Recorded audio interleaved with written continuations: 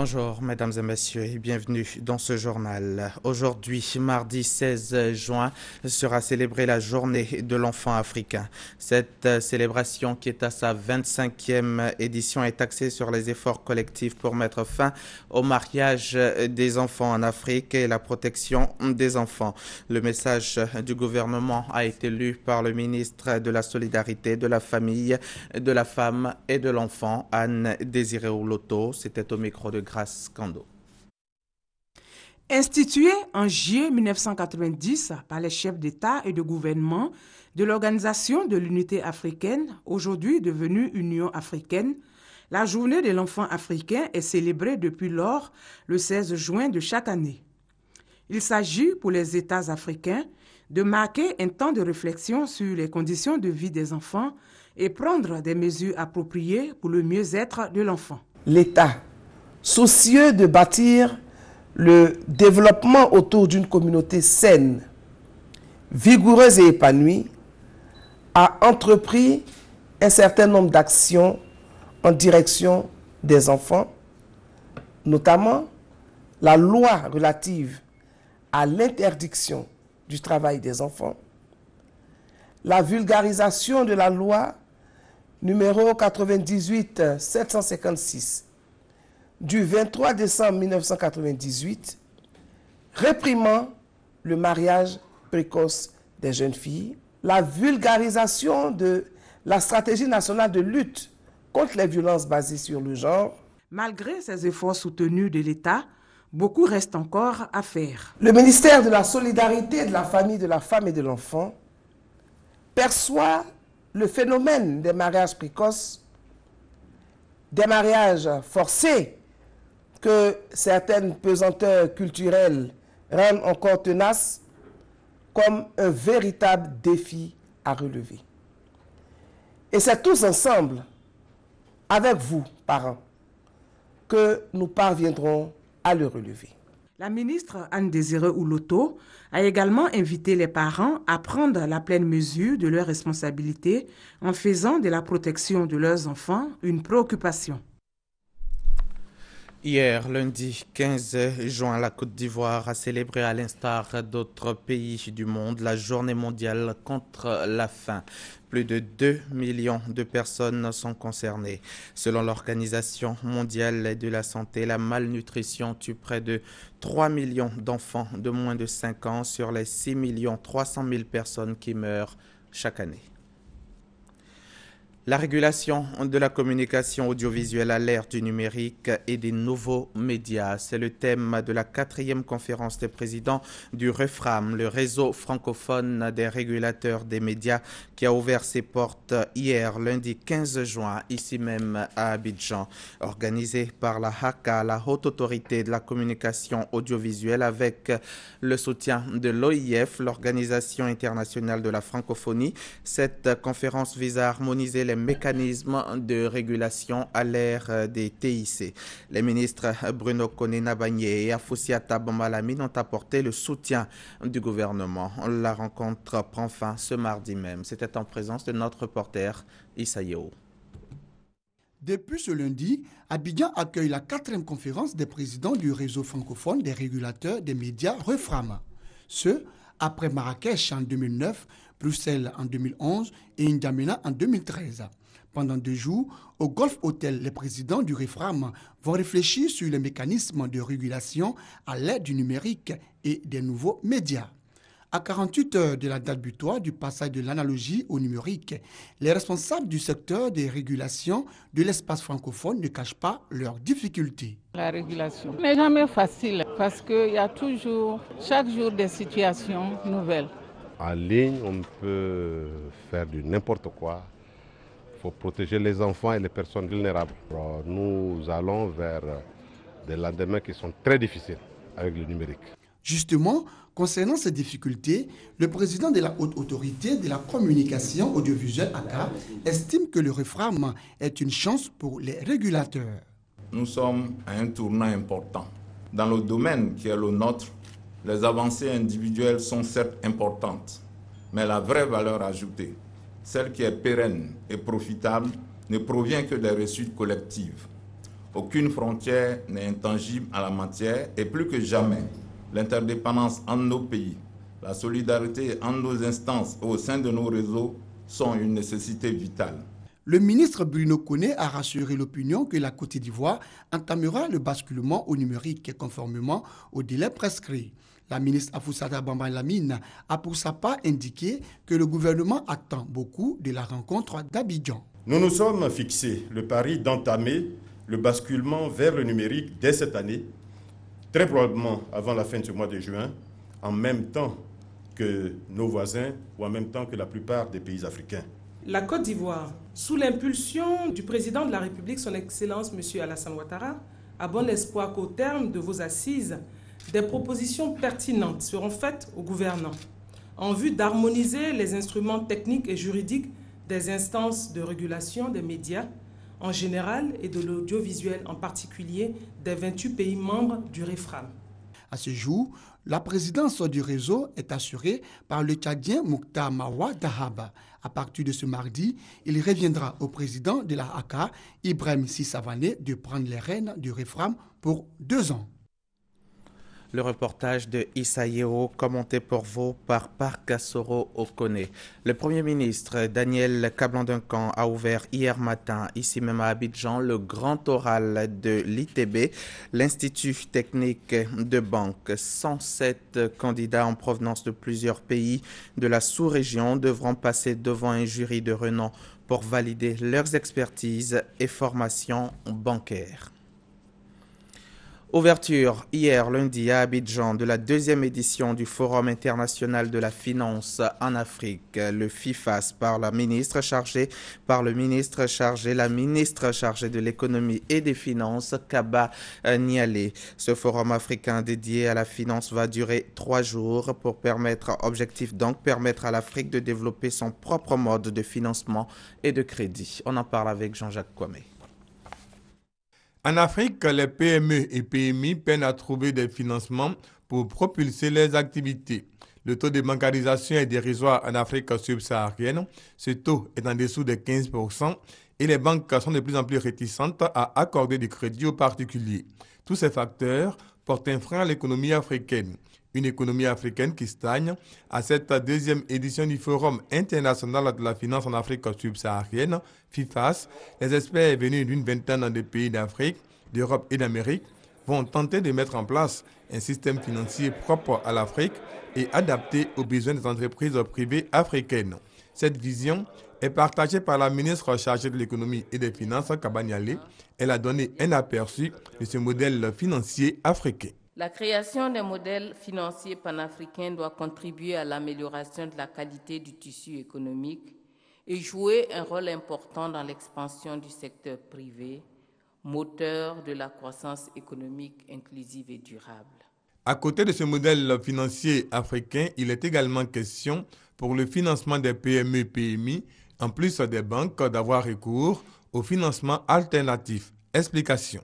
Le crédit bail, le capital investissement, la finance islamique et en dernier, le marché financier.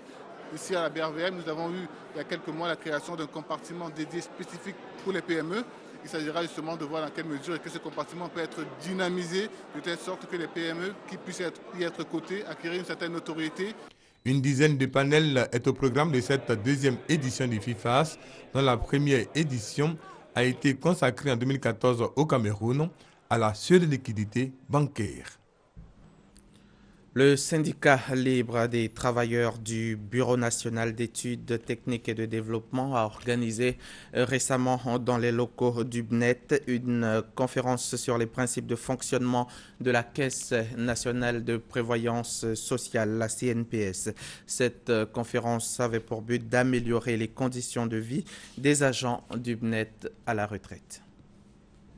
Comment garantir sa retraite après des années de service au sein de la fonction publique ou privée? C'est l'objet de cette conférence des agents du BNET, Bureau national d'études techniques et de développement de Côte d'Ivoire. Le thème choisi, les principes du fonctionnement de la Caisse nationale de prévoyance sociale, CNPS. Selon le secrétaire général du syndicat libre des travailleurs du BNET, la conférence est initiée en vue d'informer les agents dans le but de l'amélioration de leurs conditions de vie à la retraite. Notre objectif principal, c'est de combler tous les vides pour contribuer au bien-être des travailleurs au Bénin. Il y a beaucoup de choses que les travailleurs ignorent, qui leur portent préjudice, mais ils se trouvent dans certaines situations. Et c'est pour cela que la formation est vraiment capitale. La conférence a été animée par un représentant de la CNPS avec une projection vidéo à l'appui. Au terme de la séance, une convention de partenariat a été signée entre le syndicat libre des agents du BNET et une structure immobilière pour une opération dénommée Un agent du BNET, un toit. Une action saluée et soutenue par le parrain de la cérémonie et la direction générale du BNET. Qu'un chef d'entreprise, qu'un manager puisse comprendre qu'on peut dégager dans les heures de travail un espace pour que les travailleurs puissent être informés, pour qu'on puisse communiquer avec eux sur un certain nombre de choses concernant la promotion de leurs droits. Je pense que tout le mérite est également pour la direction générale. Une visite a été effectuée dans la commune de Songon, sur le site des maisons déjà en construction et qui seront octroyées aux agents du Bureau national d'études techniques et de développement BNET dans le cadre du partenariat.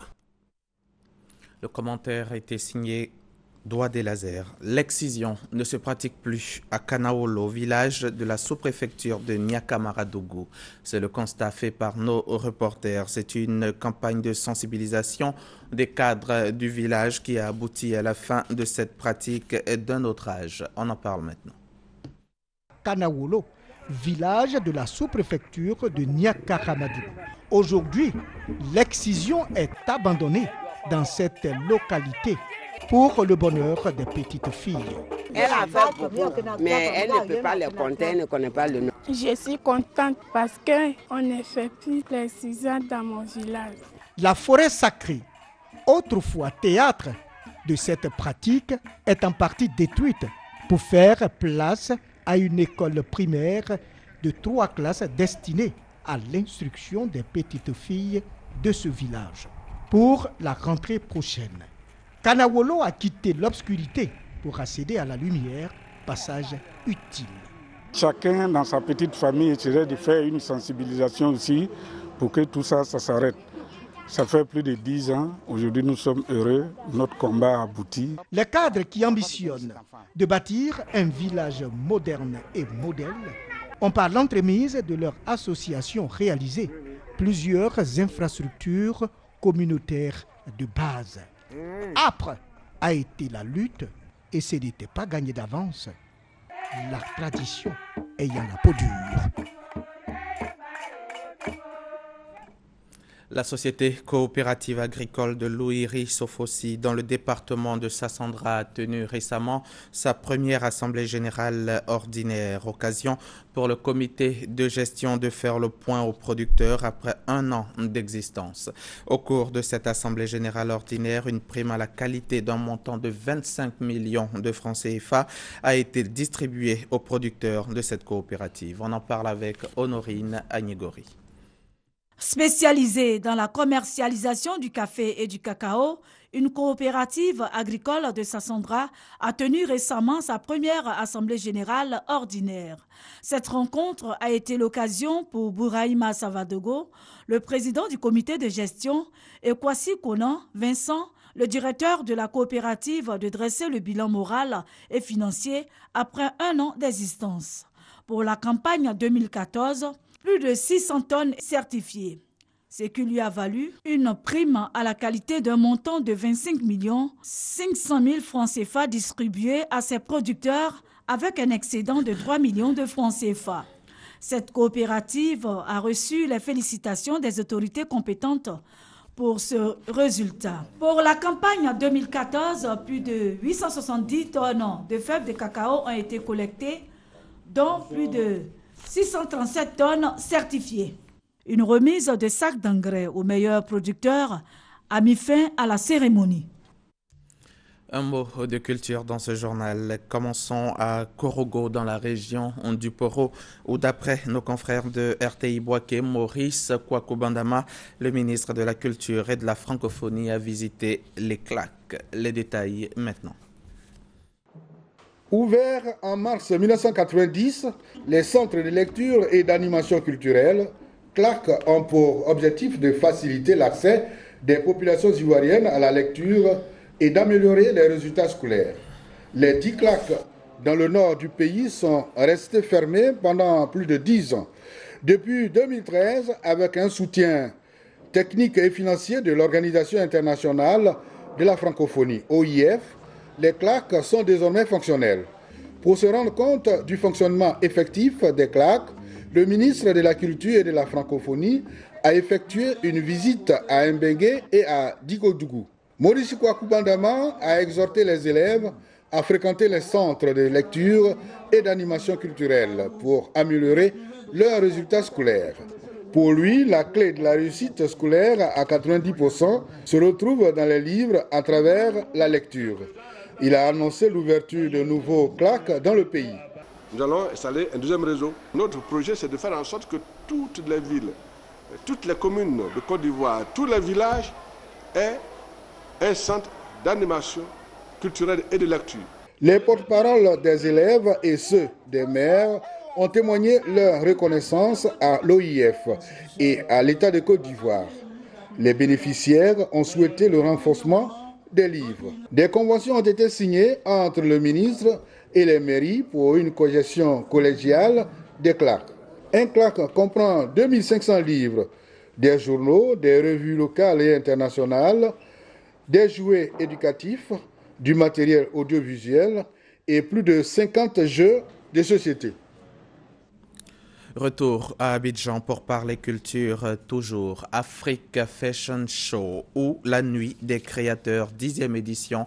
C'était ce week-end, un spectacle de mode, de couture et haut en intensité. Franck Quadio, notre spécialiste culture maison, y était. 3 jours consacrés à l'esthétique du tissu, au foufou des taffetas et autres matières utilisées par les stylistes. Africa Fashion Show 10e édition, débutée le 10 juin, clôt la célébration par la soirée des créateurs. Pour l'édition 2015, la lutte contre la contrefaçon et l'orientation de la réflexion. Thème à propos. La marraine Henrietta Konambédié et le ministre du Tourisme adhèrent. Et je salue votre détermination à mener ce combat.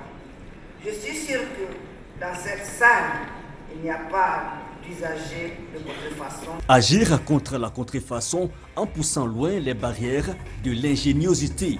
14 créateurs venus de Côte d'Ivoire et d'ailleurs draguent le thé. Le pagne, célébré par Isabelle Andovira et Angibel de la Côte d'Ivoire, puis Fanny Medina de la RDC. Le glamour et le chic sont l'affaire de Martial D'Apollo et Patricia Waouta, tous deux de la Côte d'Ivoire, sans oublier la chaleur des couleurs véhiculées par Éloi Sessou. Le doigté de Dieudonné Cemento pour l'aspect coiffure, bref, un spectacle bien apprécié par le public.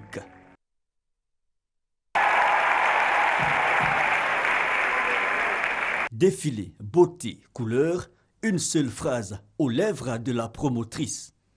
Styliste, mannequin, partenaire, que serait Africa Fashion Show sans vous? Remerciement qui tient lieu de rendez-vous pour des Africa Fashion Show 2016 plus colorés.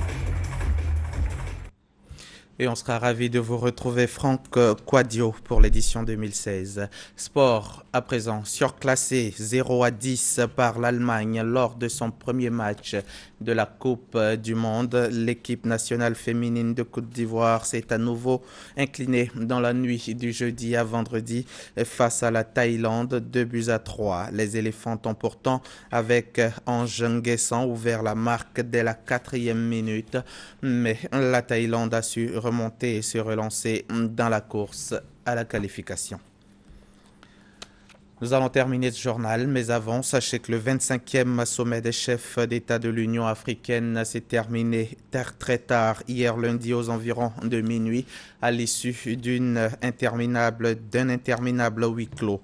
Les résolutions finales devraient être connues dans les prochaines heures, entre autres la condamnation de l'attaque de N'Djamena. Et puis le président soudanais Omar El-Béchir, recherché pour génocide par la Cour pénale international a pu repartir lundi du sommet de l'Union africaine à Johannesburg sans être inquiété. La justice sud-africaine lui avait pourtant interdit de quitter le pays. Voilà qui met fin à ce journal. Merci de l'avoir suivi. Je vous retrouve demain. Je vous laisse déjà en compagnie de Mariem Touré.